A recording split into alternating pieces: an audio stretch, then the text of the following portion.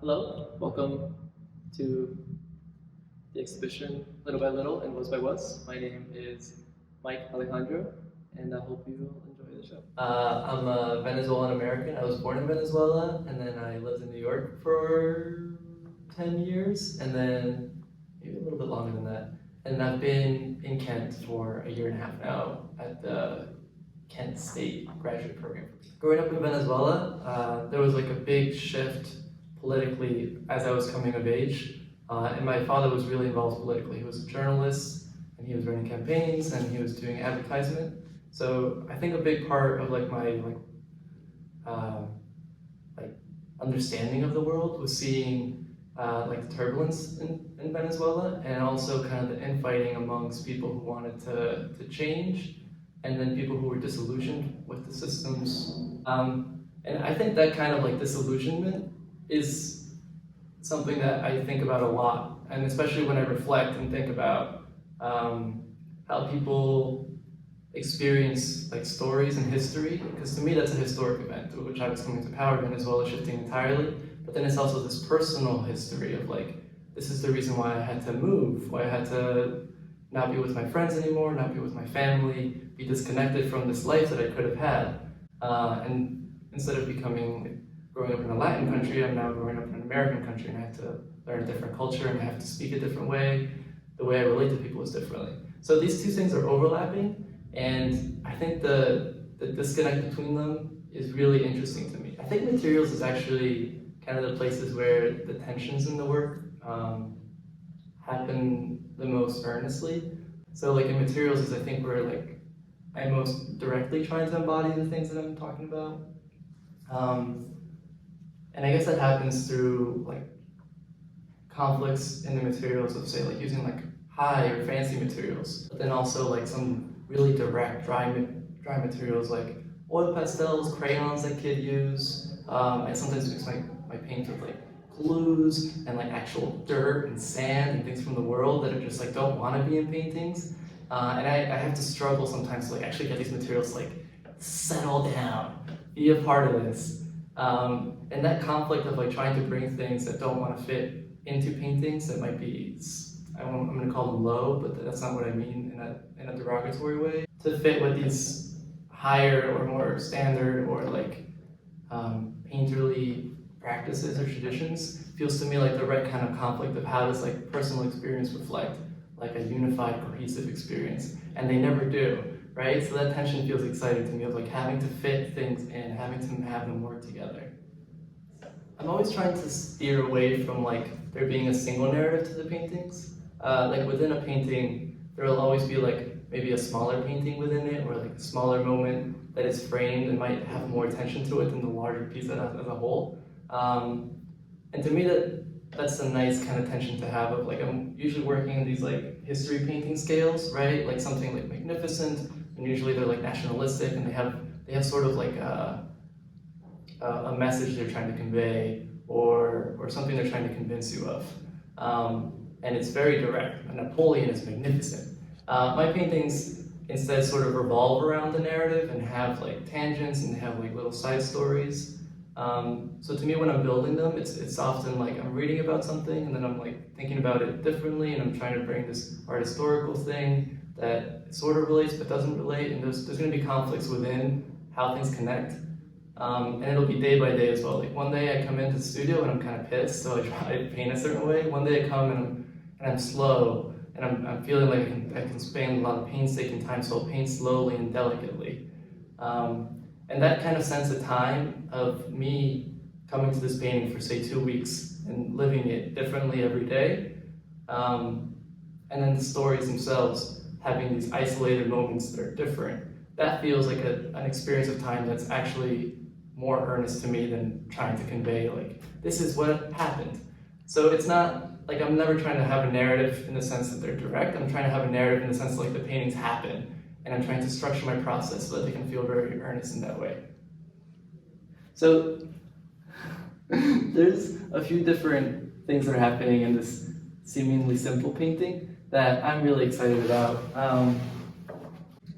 And it's a depiction of Goliath, which It's the biblical story, and it's painted by Caravaggio, and it's like his decapitated head being held by David, and it's like this huge monstrous thing, and it's just like, it's super violent and gory, right? But it's also like, this is a celebration of that violence because David won. He beat the big bad guy, right? But I think it's like, I mean, it's kind of horrifying to have like a violence that's accepted. And then I was kind of interested also in just like taking something so solid and so so historic and so like classical, Caravaggio, like chiaroscuro, like just these classic pointed terms that are really high taste, and then they're turned into like the most ephemeral modern plastic bag trash. So it wants to exist in both of these realms. Because I guess I'm thinking about like that lingering sense of history and where does it exist and where does it go. I'm thinking a little bit about how it gets commercialized, how it just turns into products and t-shirts. And then there's something interesting too in just in the material itself of like taking something as ephemeral and transparent as a plastic bag and actually like building it with solid material. Like I'm actually painting with like gravel and dirt here. And just trying to solidify the face of Goliath embedded within this transparency. This one came from a few different kinds of thinking. The general introduction is like, this is supposed to be some kind of psychiatrist's office, and this person is doing like a double, maybe couples analysis, or just like two-person analysis at the same time. And I guess I was trying to have this like very pointed idea or investigation of just introspection at all, or like this need for answers. Because I think like a need for answers or like an insecurity and uncertainty is it's kind of a big reason why like people get manipulated and things like fascism can be on the rise and people can do things that are against their own interests. And I'm so interested in like, how do people fall for things that hurt them? How do they get so convinced of that?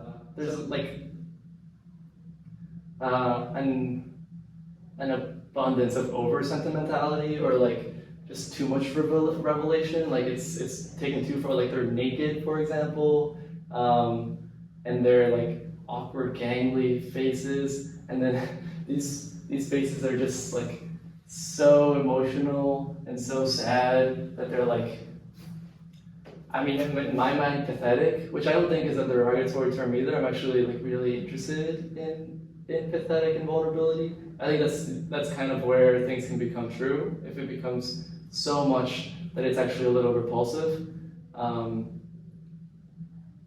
So I was interested in that idea of like, what is it like to reveal yourself very earnestly, both as something that can be used against you and also just something that's like, how do you find yourself? Right? How do you make peace with things that you'll have to make yourself vulnerable to? And then it gets very introspective into art history of like, obviously this person isn't quite writing, they're actually might be drawing. There's this art aspect to it. And this one, I had this crazy moment of someone who's about to run on to a soccer pitch. So this is like a soccer stadium. This is kind of a little vague, but like these would be like those like red chairs that are always at stadiums and they stack and bam, bam, bam, bam, bam. So it's a little like that, and there's like this like first fence, and then there's like that second fence, and usually there's like Adidas, buy shoes, or whatever advertising over here, and then it's this like little FIFA stuff. And then this is the moment when they're about to touch down. And I guess I was thinking about this person being incredibly inspired to do something really like destructive, because this never ends well. They don't just go home. They get like tackled by like 1,000 security guards, and it's like really painful, and they're like, oh my god, why did you do that? So there's very little benefit, but tons of like passion and inspiration and recklessness. And I was kind of interested in taking that same idea of like this reckless inspiration and combining it with like ideas of like Catholic divine inspiration or incitement and genius. And then it ties to like some classical things of like, this is like a foot that I stole from El Greco, and it's just like Christ on the cross, and he's so like magnificent, even though he's, you know, having this terrible stretch. So I was interested in that, in the magnificence and in the violence of the Christ as well. So like it's happening in El Greco, and it's happening in this super lowbrow moment of someone, a complete unremarkable person running into the soccer field of 50,000 onlookers to be with like the stars, the people who are noteworthy. So that like this moment of this person running on the field is a moment of ascension, spiritually, individually, but in a totally secular way. And I loved putting that against like an actual ascendant moment in a religious moment of like, these two inspirations are not different.